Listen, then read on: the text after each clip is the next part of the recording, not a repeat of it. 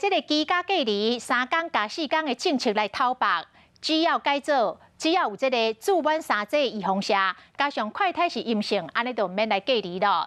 高雄市长陈其迈第一时间表示赞成，讲会阁来搭配着2剂的快筛剂，互民众来做体检。不过，咱的记者访问这个民众拢希望讲，也是要有3天隔离的时间。另外，这个疫情严重，高雄坐运的生理真歹，讲这个5月旅客上少的一天，敢若在6万人。这是疫情爆发前捷运站内底情形，即马变安尼。列车到站之后，上下车的人却是三三两两。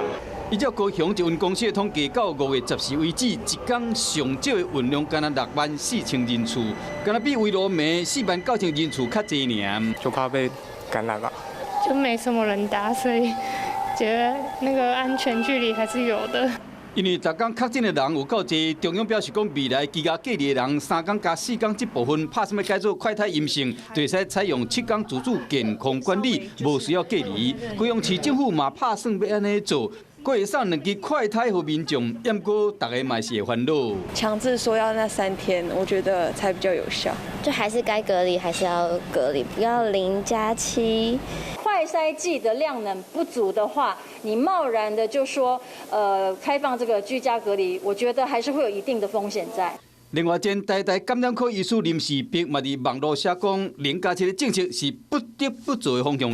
不过，无遐侪快筛会使以胎代价，这是一个问题。快筛以现在政府的量能跟高雄市绝对够，我们也加紧在采购。面对疫情这严重，以胎代价是不得不做的趋势。不过，医疗量能敢挡会调，快筛的回报敢有准，敢会有问题，民众有怨有顾虑。Hello， 大家好，我是品轩。想要跟我一起品味生活中的大小事吗？一定要赶快打开华视的 YouTube 频道，按赞订阅，并且开启小铃铛哦。